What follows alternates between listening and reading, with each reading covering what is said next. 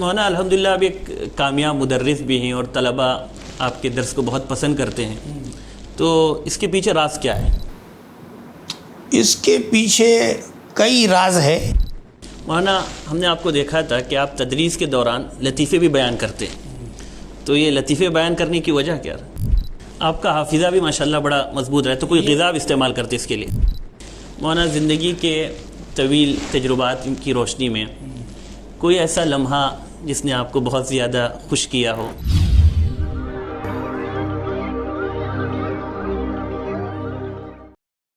بسم اللہ الرحمن الرحیم۔ ناظرین السلام علیکم ورحمۃ اللہ وبرکاتہ۔ ناظرین، استقبال ہے فکر و خبر کی خصوصی ملاقات میں۔ ناظرین، ایک ایسے دور میں جب ایسے علماء جو علم و عمل کے جامع ہو، جو علم میں گہرائی و گہرائی رکھتے ہو، جو علم حدیث کے ساتھ اسماء فن رجال پر بھی جن کی نظر ہو، فقہ و حدیث کے جامع ہو، ایسے علماء بڑی کثرت سے ہمارے درمیان سے اٹھ رہے ہیں۔ لیکن ناظرین، آج بھی ہمارے اداروں میں ایسے لوگوں کی کمی نہیں ہے جو الحمدللہ اس محاذ کو سنبھالے ہوئے ہیں، جو ایک طرف کامیاب مدرس ہیں تو دوسری طرف ایک نبض شناس مفتی، لوگوں کے مسائل کو حل کرنے والے اور اپنی علم کی گہرائی کے ساتھ امت کی رہنمائی کرنے والے۔ میری مراد ہے آج ہمارے ساتھ موجود ہے ہمارے استاد محترم، دارالعلوم ندوۃ العلماء کے شعبہ افتاء کے صدر، کلیۃ الشریعہ دارالعلوم کے وکیل اور سینئر استاد حدیث و فقہ محترم المقام مولانا نیاز صاحب ندوی دامت برکاتہم۔ آج ہم مولانا سے ان کی زندگی کے تعلق سے، ان کے تجربات، جو ایک درس و تدریس کے ساتھ شعبہ افتاء اور پھر دارالقضاء کی جو ذمہ داریاں وہ سنبھالے ہوئے ہیں، اس تعلق سے طویل عرصہ انہوں نے اس کی خدمت انجام دی ہے۔ آج ہم ان کے مختلف سوالات اس حوالے سے پوچھیں گے اور مولانا کی خود ذاتی شخصیت کس طرح اور کن اساتذہ کا اس میں اہم رول رہا ہے۔ تو مولانا آپ کا استقبال ہے ہمارے فکر و خبر کے اس چینل میں۔ مجھے بھی یہاں پر آ کر کے بہت خوشی ہوئی، بہت بہت شکریہ آپ کا۔ میں انشاءاللہ یعنی یہاں سے ایک اچھا تاثر لے کے جاؤں گا اور اچھا تاثر قائم ہوا ہے۔ مولانا، جو علم اللہ تعالیٰ نے آپ کو پختگی عطا کی ہے، عام طور پر بغیر محنت کی یہ چیز حاصل نہیں ہو سکتی، تو زمانے طالب علمی آپ کا کس طرح گزرا؟ یعنی بہت زیادہ پڑھا کرتے تھے، محنت بہت کرتے تھے؟ نہیں، ظاہر ہے کہ بھئی طالب علم کو جو کامیابی ملتی ہے اس میں بڑا دخل اس کی محنت کو بھی ہوتا ہے، لیکن محنت کے ساتھ کچھ اور بھی چیزیں ہوتی ہیں، جیسے کہ یعنی حضرت عبداللہ ابن عباس رضی اللہ عنہما،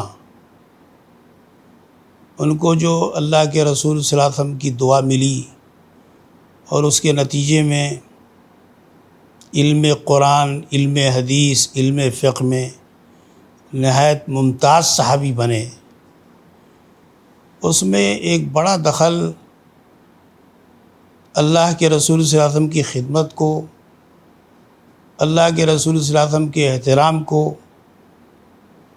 یہ دخل رہا ہے۔ ایک خاص پس منظر میں اللہ کے رسول صلی اللہ علیہ وسلم نے ان کو دعا دی تھی، اللہم علمہ الکتاب۔ تو میں جہاں تک سمجھتا ہوں کہ میں نے طالب علمی کے دور میں محنت کی ہے اور مجھے اچھا نمایاں عالم بننے کی آرزو تھی اور اس کی محنت بھی کی، لیکن میں جہاں تک سمجھتا ہوں وہ یہ کہ مجھے جو کچھ بھی اللہ نے عنایت فرمایا، فضل فرمایا، اس میں دخل جو ہے اساتذہ کے ادب احترام کو، علم کے ادب احترام کو دخل رہا۔ ہمارے ایک استاد تھے بہت مشہور و معروف عالم دین، حضرت مولانا عبدالحق صاحب رحمۃ اللہ علیہ، جو 1982 میں دیوبند چلے گئے تھے، لیکن اس سے پہلے ہمارے وطن میں وہ استاد تھے، شیخ الحدیث تھے. تو وہ بیچارے حضرت ہم پر بڑی شفقت فرماتے تھے، اور ایک خاص سیاق اور پس منظر میں انہوں نے مجھے دعا دی تھی، اور یہ کہا تھا کہ تم کو کبھی بھی کسی کتاب میں اور کسی مضمون میں انشاءاللہ دشواری نہیں پیدا ہوگی.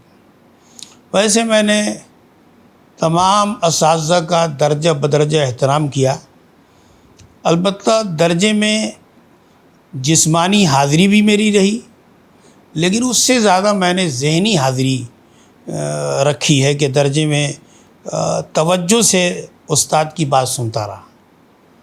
اللہ رب العزت کا فضل کچھ تھوڑا سا ذہن دماغ کے اعتبار سے بھی ممتاز تھا کہ میں استاد کی طویل ترین تقریر کو بعد میں بھی لکھنے پر قدرت رکھتا تھا. تو آپ درسیات کا زیادہ مطالعہ کرتے تھے یا غیر درسی کتاب؟ نہیں، میں نے جو ہے ہر دور میں درسیات کے علاوہ دیگر کتابوں کا بھی خوب مطالعہ کیا ہے. یعنی میری توجہ مکمل درسی کتابوں پر بھی تھی، لیکن اس کے علاوہ اس وقت کے جو معروف مصنفین تھے ان تمام مصنفین کی جو ضروری کتابیں اس دور کی سطح میں سمجھ میں آ سکتی تھیں میں ضرور پڑھتا تھا. مولانا آپ نے ابھی اپنے اساتذہ کا تذکرہ کیا، تو خاص طور پر کن اساتذہ نے آپ کو زیادہ متاثر کیا اور کن اداروں میں آپ کی تعلیم ہوئی؟ جیسے میں نے تو متعدد مدرسوں میں پڑھا ہے، بلکہ بعض لوگ لطیفے میں کہتے تھے کہ انہوں نے 7 گھاٹ کا پانی پیا ہے. لیکن کن اداروں میں آپ نے پڑھا؟ جیسے میں نے اپنے وطن میں ایک دارالعلوم مئو ہے، وہاں پر میں نے تعلیم پائی ہے، اور میں چند مہینہ دارالعلوم دیوبند میں بھی گیا تھا، لیکن میں نے سالانہ امتحان جو ہے بوہی کے مدرسے میں دیا. تو دیوبند میں مطلب دورے میں آپ بیٹھے یا دورے میں بیٹھا تھا. جی جی. پھر اس کے بعد پھر میں یعنی پڑھ نہیں سکا کسی وجہ سے، پھر میں نے دارالعلوم مئو میں امتحان دیا میں نے. اچھا. جی. پھر اس کے بعد ندوۃ العلوم. پھر ندوۃ العلماء میں آیا. تو ندوے میں آپ نے تخصص کس؟ میں نے عربی زبان و ادب میں تخصص کیا. جی. تو اساتذہ، کن اساتذہ نے آپ کو ان تمام اداروں کے حوالے سے اگر ہم بات کریں تو کن اساتذہ آپ کو زیادہ متاثر کیا؟ دیکھیے، ایسا ہے کہ علوم شرعیہ کے تعلق سے چونکہ میں نے مئو کے مدارس ہی میں تعلیم پائی ہے زیادہ، اور چند مہینے دیوبند میں بھی پائی ہے، تو مئو کے اساتذہ میں یوں تو تمام اساتذہ سے یعنی محبت تھی، تعلق تھا، اور سب نے متاثر کیا، لیکن 3 نمایاں نام ہیں مئو کے اساتذہ میں. نمبر 1 تو حضرت مولانا عبدالحق صاحب رحمۃ اللہ علیہ، جو بعد میں دیوبند میں شیخ ثانی کے نام سے مشہور ہوئے. دوسرے ایک ہمارے ہم نام تھے حضرت مولانا نیاز صاحب رحمۃ اللہ علیہ، بہت باصلاحیت تھے، بہت کامیاب مدرس تھے، بہت فائق تھے. وہ اللہ رب العزت نے ان کو عمر بہت طویل نہیں دی، اس کی وجہ سے ان کو شہرت نہیں ہوئی، چھوٹے مدرسے میں رہے، ورنہ ان کی بڑی شہرت ہوتی. بہت فاضل قابل تھے. تیسرے تھے حضرت مولانا محمد عارف صاحب رحمۃ اللہ علیہ، یہ بھی ہمارے وطن ہی کے تھے. دیوبند کے اساتذہ میں یعنی دیوبند میں جن بزرگوں سے ہم نے پڑھا، حضرت قاری طیب صاحب رحمۃ اللہ علیہ، حضرت مولانا انور شاہ صاحب رحمۃ اللہ علیہ، حضرت مولانا سالم صاحب رحمۃ اللہ علیہ، حضرت مفتی سعید صاحب رحمۃ اللہ علیہ، یہ حضرات وہ تھے جو بہت ممتاز استاد تھے، اور طلبہ عام طور سے ان بزرگوں سے متاثر تھے. ندوۃ العلماء میں تو جو ہے اپنے حضرت کو حضرت ہی کہتا تھا. بھئی بہت گہرا تعلق تھا ہمارا، یعنی حضرت مولانا رابع صاحب سے اور حضرت مولانا واضح صاحب سے، خود حضرت محتم صاحب سے بھی بہت تعلق رہا، اور حضرت محتم صاحب کی بڑی شفقتیں رہیں. یوں تو اور بھی اساتذہ ہیں اور اساتذہ نے بھی شفقت کی ہے، لیکن ان 3 بزرگوں کے احسانات ایسے ہیں جن کی بھئی ان کی میں ان احسان کو حق ادا نہیں کر سکتا. مولانا آپ کا خصوصی آدمی کا کسی ایک فن کی طرف لگاؤ رہتا ہے، ہم دیکھیے ایسا ہے، میں 1982 میں فارغ ہوا. اسی زمانے میں اورنگ آباد مہاراشٹر میں ایک ادیب استاد کی ضرورت تھی. میرے حضرت رحمۃ اللہ علیہ نے، یعنی حضرت مولانا رابع صاحب رحمۃ اللہ علیہ نے بہت اعتماد سے بحیثیت استاد ادب وہاں بھیج دیا. میں نے وہاں 3 سال ادب کی کتابیں پڑھائیں، یعنی مختارات کی دونوں جلدیں، البلاغۃ الواضحہ ہے، الادب العربی بین عرضی و نقد ہے، دیوان حماسہ ہے، تعبیر و انشاء ہے، یہ سب میں پڑھاتا رہا. نو صرف کی ہر کتاب پڑھایا میں نے، شغل فی فن صرف بھی پڑھایا. پھر اس کے بعد جو ہے تو ہم کہہ سکتے ہیں پھر میں اس کے بعد میں سرکاری مدرسے میں چلا گیا. جی. اور سرکاری مدرسے میں بھی ادب اور نحو صرف کی کتاب ہی پڑھایا میں نے، دیوان متنبی وغیرہ پڑھاتا رہا. پھر وہاں سے 2 جولائی 89 27 ذوالقعدہ 1409 کو میں اپنے حضرت کے حکم پر میں ندوے آ گیا. ان بزرگوں کے ذہن میں یہ تھا کہ یہ حدیث و فقہ جانتا ہے، تو ان بزرگوں نے مجھے آتے ہی حدیث و فقہ کی کتابیں دے دیں. تو پھر میں حدیث و فقہ کی تدریس میں منہمک ہو گیا، اور میں نے کبھی کسی کتاب کو طلب نہیں کیا، اور میں اپنے اساتذہ کا محترم رہا، اور ذمہ داروں پر نقد سے، انتظامیہ پر نقد سے پرہیز کیا. زبان ہمیشہ اپنی بند رکھی اور مثبت کام کرتا رہا. میرے مزاج میں منفی چیزیں نہیں ہیں، مثبت چیزیں ہیں.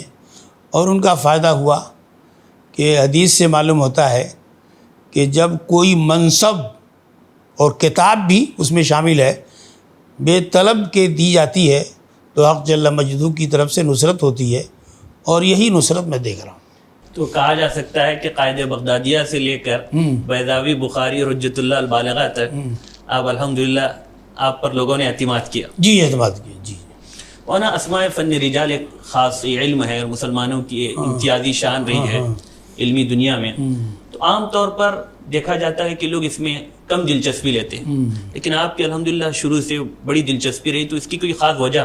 خاص وجہ کچھ نہیں ہے، یعنی میرا نقطہ نظر ہمیشہ سے رہا کہ کتاب میں جو موضوعات ہیں اور جو چیزیں ہیں، ہر چیز کو خود مطالعہ کرنا ہے، ہر چیز کو سمجھ کے آگے بڑھنا ہے. اگر اس میں سے کوئی چیز طلبہ کے لیے مفید ہے تو بیان کرنا ہے، اور نہیں مفید ہے تو اپنے علم میں اضافہ ہونا ہے. تو اس وجہ سے میں نے پڑھا. حضرت مولانا تقی عثمانی صاحب نے اپنے والد صاحب کے بارے میں ایک کتاب لکھی ہے، میرے والد میرے شیخ. اس میں ایک بات لکھی ہے جس سے مجھے نفع پہنچا. اس میں لکھا انہوں نے کہ والد محترم فرماتے تھے کہ جو مضمون مجھے مشکل معلوم ہوتا تھا تو میں مشکل مضمون سے جی چرا کر کے ہٹ نہیں جاتا تھا، میں اسی کو جم کر اتنا پڑھتا تھا کہ وہی مضمون سب سے مجھ کو آسان معلوم ہو جائے. جیسے حضرت نے لکھا کہ والد محترم فرماتے تھے کہ وقف کے مسائل مجھے شروع میں مشکل معلوم ہوتے تھے، لیکن وقف کے مسائل کو میں نے اتنا پڑھا کہ تمام موضوعات میں وہی سب سے آسان معلوم ہونے لگا. تو میں نے بھی یہی کیا کہ چاہے حدیث کا مضمون ہو چاہے فقہ کا مضمون ہو، جو مضامین شروع میں مجھے لگے کہ کچھ مشکل ہیں تو میں نے ان پر خوب توجہ کی. آپ کو سن کر حیرت ہوگی کہ میں نے بہت ساری ایسی کتابیں پڑھائی ہیں جن کتابوں کو میں نے کبھی پڑھا بھی نہیں ہے. جیسے شرح نخبہ میں نے کچھ نہیں تو 16-17 سال پڑھائی ہے، لیکن میں نے پڑھا نہیں ہے. سراجی میں نے پڑھی نہیں ہے لیکن پڑھائی ہے. اور بھی کچھ کتابیں ہیں جن کا نام بطور خاص فی الحال میں کسی وجہ سے مسئلتاً چھوڑ دے رہا ہوں. مولانا الحمدللہ آپ ایک کامیاب مدرس بھی ہیں اور طلبہ آپ کے درس کو بہت پسند کرتے ہیں، تو اس کے پیچھے راز کیا ہے؟ اس کے پیچھے کئی راز ہے. ایک راز تو ہم نے بتایا کہ بھئی کتابوں کا احترام، اساتذہ کا احترام، اساتذہ کے ساتھ سعادت مندی کا معاملہ، طبیعت میں انکساری و تواضع کا ہونا، اس سے زیادہ یہ ہے کہ بہت ساری چیزیں ہم نے خود سے پڑھیں، خود سے سمجھنے کی کوشش کی، تو مجھے یہ سمجھ میں آ گیا کہ یہ چیز کس طرح قابو میں آ سکتی ہے۔ تو جب یہ چیز معلوم ہو گئی کہ قابو میں کیسے آئے گی، تو اس کی روشنی میں جب میں نے پڑھانا شروع کیا تو اللہ کا فضل و کرم ہے کہ طلبہ پسند کرتے ہیں۔ مولانا طلباء کے لیے آپ نے شاید ایک بڑی بات، اہم بات، کامیابی کا راز کہہ سکتے ہیں کہ جو مضمون سب سے زیادہ مشکل ہو آپ نے اس پر سب سے زیادہ محنت جی جی جی تو زمانے طالب علمی میں اس کا فائدہ ہوا، زمانے تدریس میں بھی آپ کو اس کا بڑا جی فائدہ جی ہوا۔ بہت فائدہ ہوا جی۔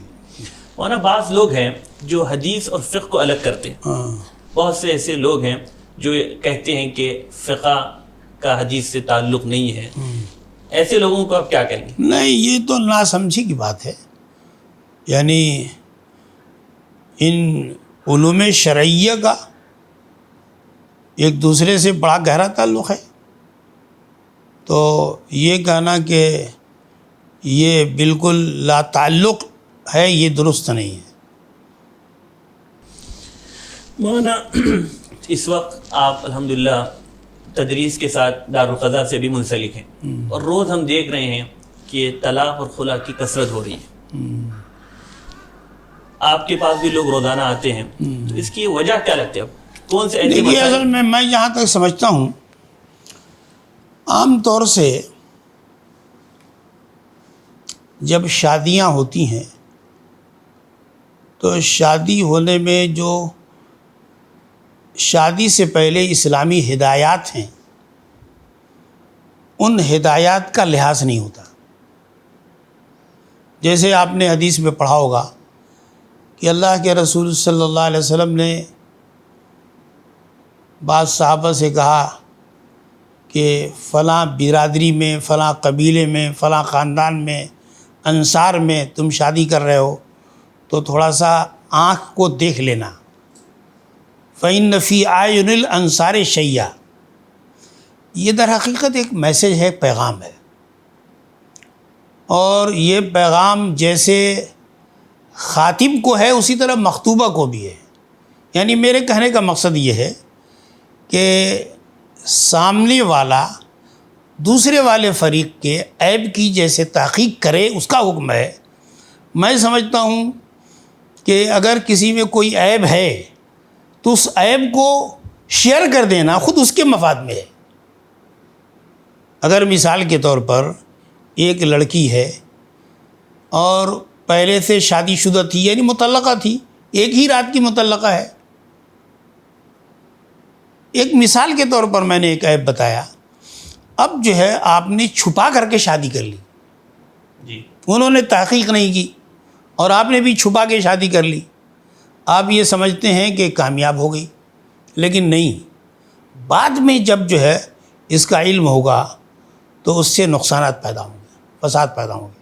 تو میرا اپنا خیال یہ ہے کہ چند باتیں ہیں۔ پہلی بات تو یہ ہے کہ دونوں فریق ایک دوسرے کے بارے میں تحقیق بھی کریں، بلکہ اپنی خرابی اور اچھائی دونوں شیئر بھی کریں، پھر اس کے بعد استخارہ بھی کریں۔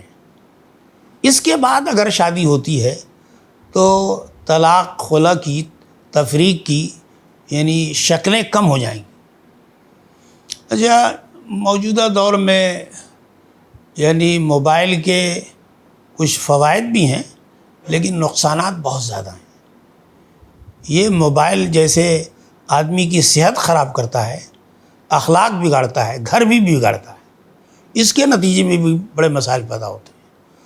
اسی طریقے سے شریعت نے پردے کے تعلق سے جو ہدایتیں دی ہیں، اگر ان ہدایتوں پر 100% عمل ہو تو اس کے نتیجے میں طلاق اور خلا کی بہت ساری خرابیاں یعنی کم ہو جائیں گی۔ آپ کے وہاں عوام رجوع کرتے ہیں تو کیا بات مانتے بھی ہیں؟ زیادہ عوام رجوع کرتے ہیں، کم عوام رجوع کرتے ہیں؟ نہیں، بڑی تعداد میں رجوع کرتے ہیں، لیکن میں جہاں تک سمجھتا ہوں، ایک بات میں نے کہی بھی ہے کہ چاہے افتاء ہو چاہے قضا ہو، دونوں میں ہر فریق بحیثیت مستفتی کی جو آتا ہے شاید 10% ایسے ہوں گے جو دینے کا مسئلہ پوچھنے کے لیے آتے ہیں. 90% کیا مجھے ملے گا اس کا مسئلہ پوچھنے آتے ہیں. بہت کم 10% کبھی کبھی مشکل سے آتے ہیں. یہی حال یعنی قضا کے مسئلے میں ہے کہ بھائی آپ نے بعض مرتبہ موبائل میں قصے پڑھے ہوں گے کہ یعنی ظالم خود آ رہا ہے کہ بھائی میرے بارے میں جو صحیح فیصلہ ہو کر دیا جائے میں اس پر عمل کروں گا. یہ شاذ و نادر ہوتا ہے. ہمیشہ وہ آدمی وہ آتا ہے جو یہ سمجھتا ہے کہ مجھ کو اس دار القضا سے نفع پہنچے گا. ہمارے یہاں دار القضا میں جو مالیات کے جو مقدمے ہوتے ہیں وہ اسی صورت میں لے جاتے ہیں جب دونوں فریق تیار ہوتے ہیں شریعت کا مسئلہ ماننے پر. وہ لکھ کے دیتے ہیں تحریری طور سے کہ جو آپ فیصلہ کریں گے ہم مان لیں گے. اور باقی مسائل یعنی طلاق خلا کے فریقین تسلیم کر لیتے ہیں. ہاں تسلیم کرتے ہیں چاہے ان کے خلاف ہو. ہاں. اس کے علاوہ بعض مرتبہ بھائی ہر طرح کے لوگ ہوتے ہیں لیکن ان کی تعداد کم ہے لیکن کم ہے. وہاں ہم نے آپ کو دیکھا تھا کہ آپ تدریس کے دوران لطیفے بھی بیان کرتے ہیں. تو یہ لطیفے بیان کرنے کی وجہ کیا؟ طلباء کو زیادہ نہیں، وہ تو ظاہر ہے کہ بھائی ایسا ہے کہ نفسیاتی طور سے آپ کو معلوم ہونا چاہیے کہ سنجیدہ کسی مضمون میں ایک خاص مدت تک، بلکہ نفسیات والے تو کہتے ہیں 45 منٹ سے 1 منٹ زائد بھی سنجیدہ ایک موضوع پر بات نہیں سن سکتا. تو اس لیے میں بیچ میں کوئی بات کہتا ہوں تو وہ مضمون کے مطابق بھی ہوتی ہے اور طبیعت میں فرحت پیدا ہو کر کے بعد کے موضوعات کو سمجھنے کے لیے اس کو مفید بنانے کے لیے ایسا کرتا ہوں. مولانا زندگی کے طویل تجربات کی روشنی میں کوئی ایسا لمحہ جس نے آپ کو بہت زیادہ خوش کیا ہو، وہ کون سا تھا؟ اب بہت سارے واقعات ہو سکتے ہیں. کوئی ایک واقعہ یہ ارتجالن بھائی ہم یہ چاہتے ہیں کہ ہمارے ناظرین کے سامنے آپ کے تجربات بہت ہیں تعلیم کے تدریس کے حوالے سے، کوئی ایسا واقعہ جو آپ کو یاد رہ گیا ہو. اب جہاں تک میں جانتا ہوں میں ندوے عام میں آنے سے پہلے سرکاری مدرسے میں تھا، لیکن جب بہت محبت سے میرے حضرت رحمۃ اللہ علیہ نے مجھے ندوے میں آنے کو خط لکھا تو وہ دن بھی میری خوشی کا بہت بڑی خوشی کا دن تھا، اور حضرت کی بات مان کر خوش ہو کر کے میں آ گیا. تو میں نے بہت سارے فوائد دیکھے جس کو میں کبھی کبھی بیان بھی کرتا ہوں کہ سابق جگہ میں بیمار بھی رہتا تھا، اللہ نے صحت بھی دے دی، اور بھی کچھ چیزیں ہیں. اور سب سے اہم بات یہ ہے کہ علمی بہت نفع ہوا ندوے میں آ کر. بلکہ میں یوں کہہ دوں کہ میرے اساتذہ کی محنتوں کی طرح میں سمجھتا ہوں کہ ندوے میں موقع ملنا، ندوے کے بزرگوں کا موقع دینا اور طلبہ کو یعنی طلبہ کا میری باتوں کو قبول کرنا، یہ حوصلہ افزائی، اس سے حوصلہ ملتا ہے. تو میں سمجھتا ہوں کہ اگر 50-60% یعنی میری تعلیمی ترقی میں میرے اساتذہ اور بزرگوں کا حصہ ہے تو 20-30% یا اس سے آس پاس جو ہے میرے تلامذہ کی حوصلہ افزائی کو بھی دخل ہے. آپ کا حافظہ بھی ماشاءاللہ بڑا مضبوط ہے، تو کوئی غذا استعمال کرتے اس کے لیے؟ نہیں، کوئی غذا استعمال نہیں کرتے ہیں. حق جل مجدو کا اپنا فضل و کرم ہے کہ اللہ رب العزت نے مجھے بہرحال جیسا بھی حافظہ آپ سمجھتے ہیں ویسا دیا ہے. میں تو نہیں سمجھتا کوئی خاص ہے، لیکن بہرحال. اور آپ طویل مدت کے بعد اس وقت بھٹکل تشریف لائے ہاں، ہوئے میں ہیں. 15 سال کے بعد آیا ہوں. میں 4 بار بھٹکل آیا ہوں. ایک بار اکتوبر 2000 میں آیا تھا، پھر جون 2001 میں آیا تھا، پھر جولائی 2009 میں آیا تھا، اور پھر اس وقت آیا ہوں. اس وقت جو ہے مولانا الیاس صاحب نے بہت اصرار کیا، پھر مولانا عبدالعزیز صاحب نے بھی بہت اصرار کیا، تو اس کی وجہ سے میں آ گیا.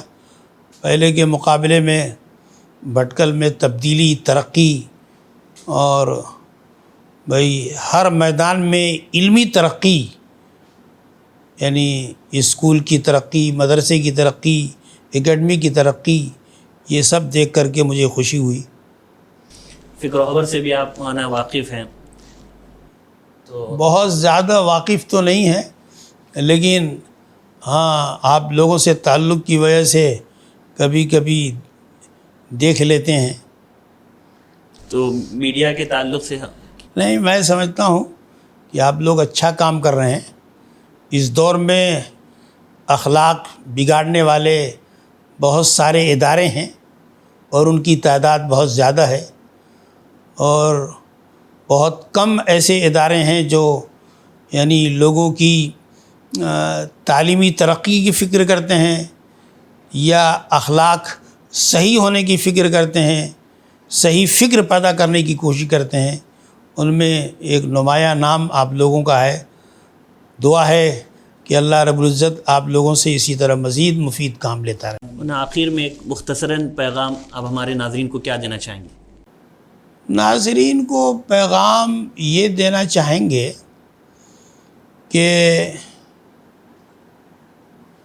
بھائی موجودہ دور میں بگڑنے کے امکانات بہت زیادہ ہیں اور بننے کے امکانات بہت کم ہیں۔ ان خراب ماحول میں یعنی اپنے عقیدے کی حفاظت، عمل کی پابندی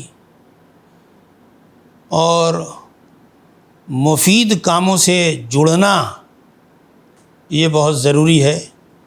یہ چیز دین کے لیے بھی، صحت کے لیے بھی اور اخلاق کے لیے بھی بہت ضروری ہے۔ مولانا بہت بہت شکریہ۔ تو ناظرین، یہ تھے ہمارے استاد اور دارالعلوم ندوۃ العلماء میں ایک طویل عرصے سے تدریس سے منسلک رہ کر خدمت انجام دینے والی عظیم شخصیت محترم المقام مولانا نیاز صاحب احمد ندوی۔ ہم اللہ سے یہی دعا کریں گے کہ اللہ تعالیٰ مولانا کی عمر میں برکت عطا فرمائے اور مزید آپ سے اللہ تعالیٰ دین و ملت کی خدمت لے۔